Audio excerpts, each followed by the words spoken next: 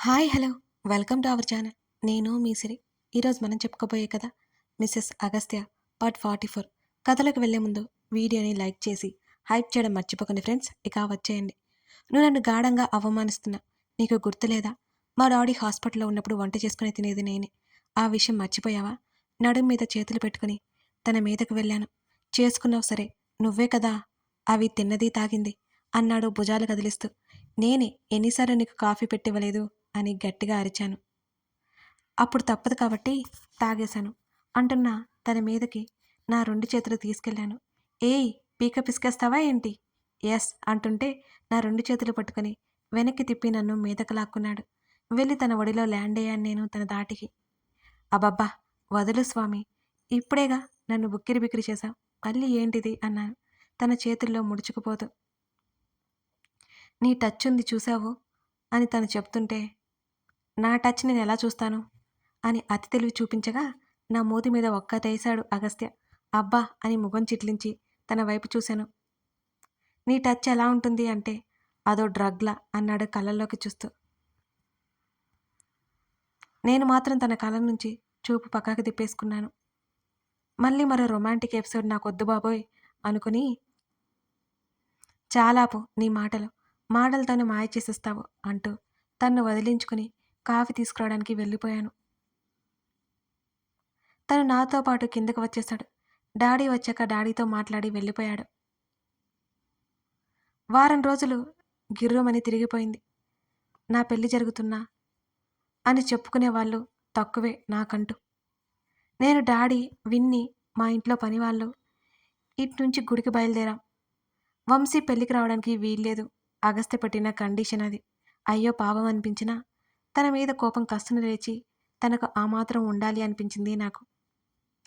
క్రిష్, అగస్త్య బామ్మ, అంకుల్, అగస్త్య అత్త, అనిక ఇంతవరకు మాత్రమే వచ్చారు తన సైడ్ నుంచి. బామ్మ అయితే సంతోషం పట్టలేకపోతుంది. అంకుల్, డాడీ అయితే తెగ మాట్లాడేసుకుంటున్నారు మా పెళ్లి గురించి. పెళ్లి జరుగుతుండగానే సుదర్శన్ అంకుల్, డాక్టర్ అంకుల్ వాళ్ళ వైఫ్స్ కూడా వచ్చేశారు. వీళ్ళే మరి మాకు ముఖ్యమైన వాళ్ళు, అంతే కదా. చాలా సింపుల్గా షర్ట్ ప్యాంట్లో నుదుటిన బాస్కెట్ కట్టుకుని ఉన్నాడు మిస్టర్ అగస్త్య చక్రవర్తి. భలే ఉన్నాడు. ఎవరి గొర్ర వాళ్ళది. అయితే ఫోటోగ్రాఫర్ని నేనే పిలిపించాను, మా పెళ్ళికి ఫోటోలు మిస్ అవ్వద్దను అని. ఆల్రెడీ క్రిష్ కూడా కెమెరా పట్టుకుని ఉన్నాడు. ఫోటోగ్రాఫర్కి ముందే చెప్పాను నన్ను అగస్త్యని బోల్డ్ అని పిక్స్ తీయమని, మా ప్రతి మూమెంట్కి ప్రతి ఫోటో ఉండాలి అని హెచ్చరించాను ముందే. చాలా సింపుల్గా నిరాడంబరంగా మా పెళ్ళి జరిగిపోయింది.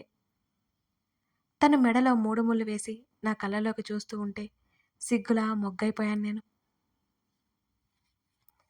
తెలియకుండానే ఏడుపు వచ్చేసింది నాకు.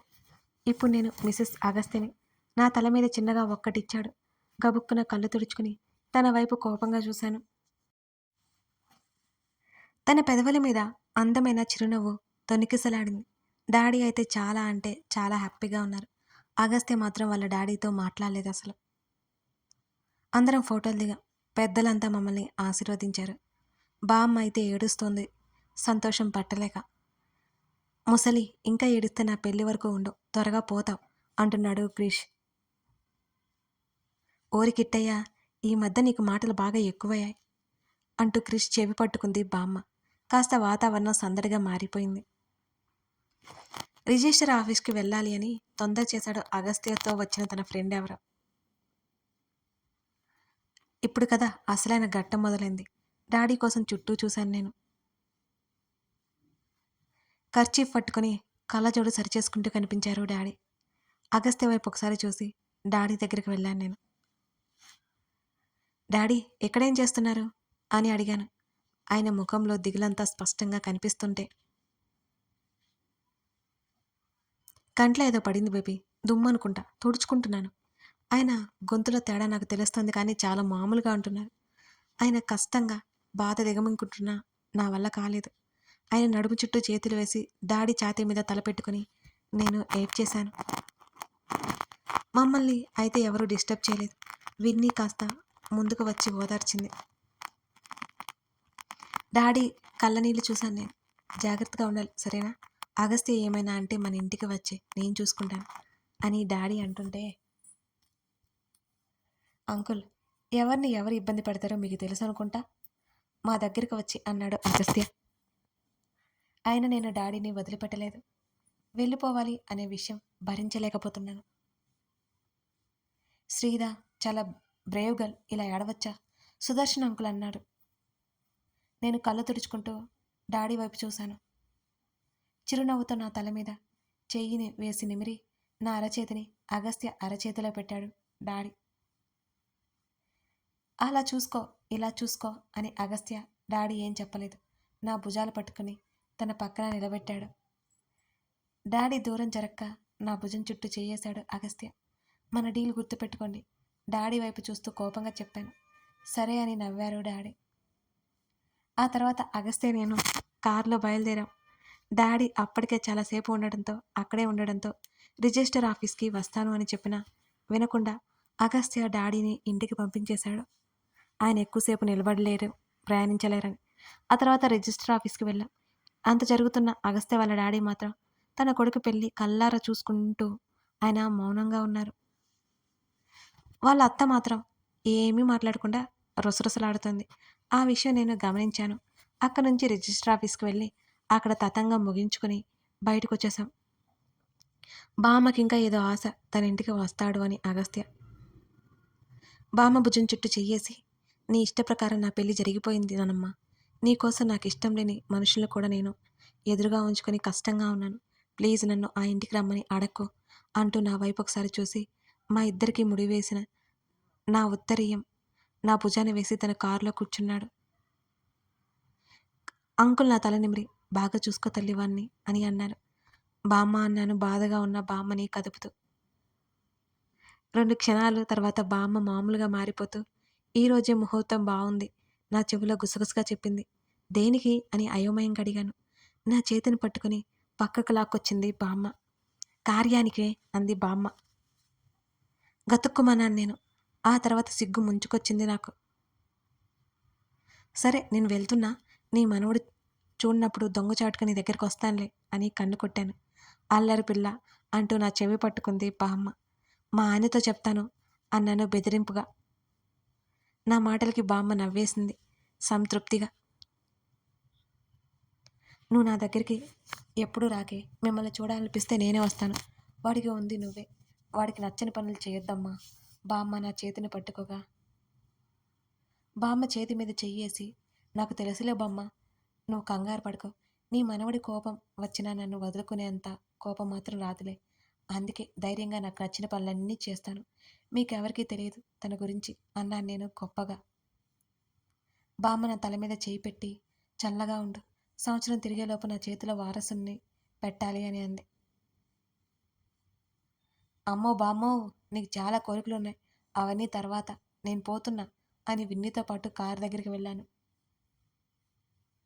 విన్నీ కూడా మాతో పాటే వచ్చింది. ఇంటికి వెళ్ళాక తను మాకంటే ముందుగా వెళ్ళి పని మనిషి హెల్ప్తో హారతి ఇవ్వడానికి సామాన్లు తీసుకొచ్చి మాకు హారతి ఇచ్చి స్వాగతం పలికింది లోపలికి. మిస్టర్ అగస్త్య చేతిని గట్టిగా పట్టుకుని మిసెస్ అగస్త్యగా ఆ ఇంట్లోకి అడుగుపెట్టాను. ఎంత సంతోషంగా ఉందో చెప్పలేను. నా మనసు గాలిలో తేలిపోతుంది. సంతోషం నా నరనరాల్లో ప్రవహిస్తోంది.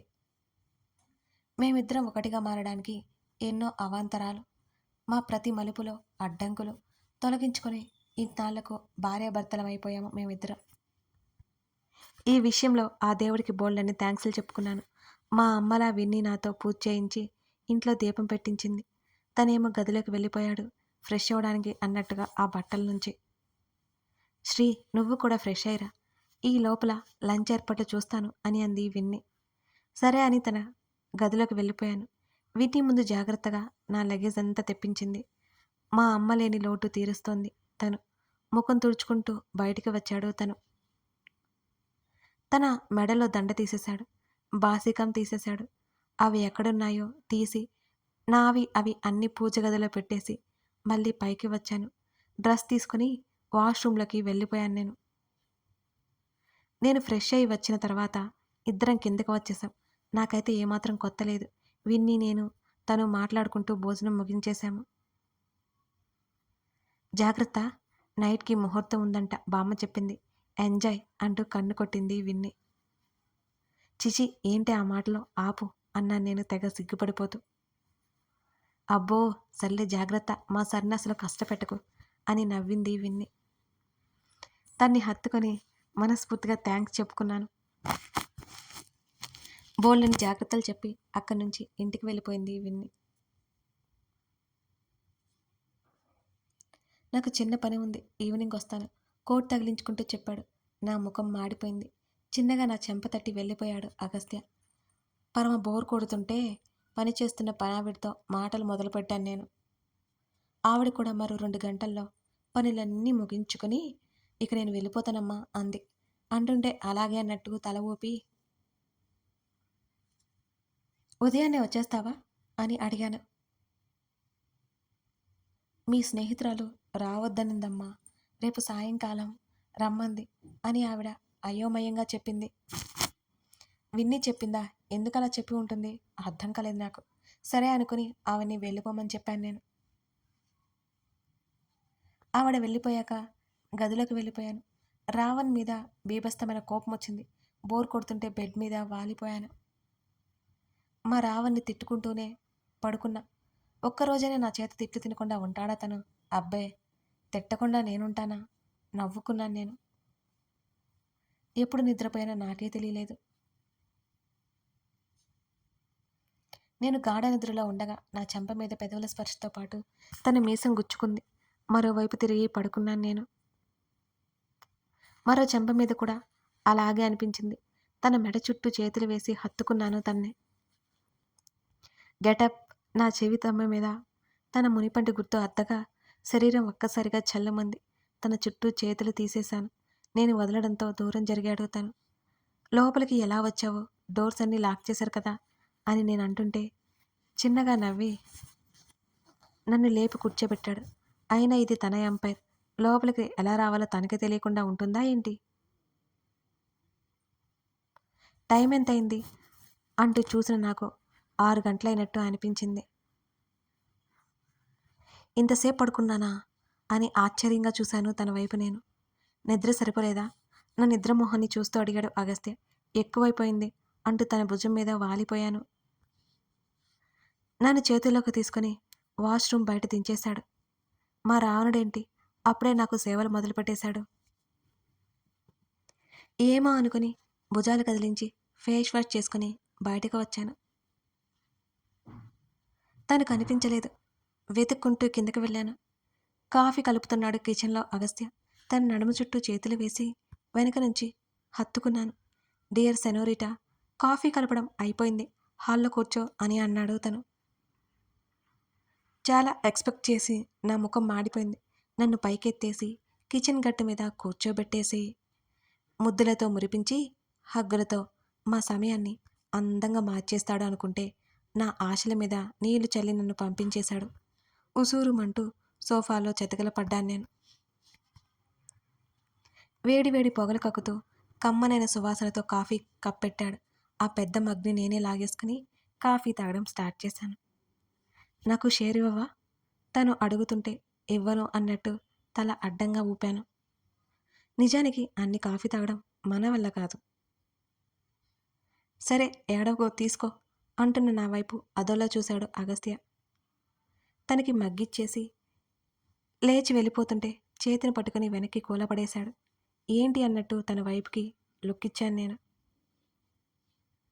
నాటకాలు వేయకుండా బుద్ధిగా కూర్చో. తన మాటలకి మూతి 3 వంకలు తిప్పి ముఖం తిప్పేసుకున్నాను. కాఫీ షేర్ చేసుకో అన్నట్టు ముందు పెట్టాడు. అది అందుకొని తాగేసి తనకి కూడా షేరింగ్ ఇచ్చాను. సక్సెస్ఫుల్గా ఆ మగ్గు మొత్తం, మగ్గులో కాఫీ మొత్తం మా ఇద్దరి కడుపులో పోసుకొని ఏం చేద్దాం అని అడిగాడు. ఏం చేద్దామంటే అయోమయంగా చూశాను తన వైపు. నా చేతిని పట్టుకుని మీదకి లాక్కుని సోఫాలో వెనక్కి వాలాడు. నేను నీ మీద అలిగాను అని తన ఛాతీ మీద చెంపా నుంచి పడుకొని చెప్పాను. ఎందుకడా? తన చేతులు నా వీపు మీద ఆటలాడుతున్నాయి. కుదురుగా ఉండి స్వామి అని ముడుచుకుపోయాను నేను. పెళ్ళి అయిన వెంటనే క్షణం కూడా ఆగకుండా వదిలేసి వెళ్ళిపోతావా? అంతేకాకుండా కిచెన్లోకి వస్తే బయటికి గెంటేస్తావా? తల ఎత్తి చూశాను నేను తన వైపు. నా ముక్కు మీద చిరుముద్దు ఇచ్చాడు. మాయ చేయకు. తన ఛాతీ మీద ముద్దు పెట్టుకున్నాను నేను. దీన్నేమంటారు మరి? 2 చేతులు తల కింద పెట్టుకుని నన్నే చూస్తూ అన్నాడు అగస్త్య. కథ కొనసాగుతోంది. మొత్తానికి శ్రీధ, అగస్త్య పెళ్ళైపోయింది. శ్రీధ మిసెస్ అగస్త్యగా మారిపోయింది. స్టోరీ టైటిల్ జస్టిఫికేషన్ వచ్చేసిందనుకుంటా. ఇంకా ముందు ముందు కథ బోల్డని మలుపులు తిరుగుతూ మిమ్మల్ని ఎంటర్టైన్ చేస్తుంది. మిస్ చేయకుండా చూసి మీ కామెంట్స్, మీ లైక్స్ ఇచ్చేసేయండి. ఇస్తారు కదా. Thank you for watching this video.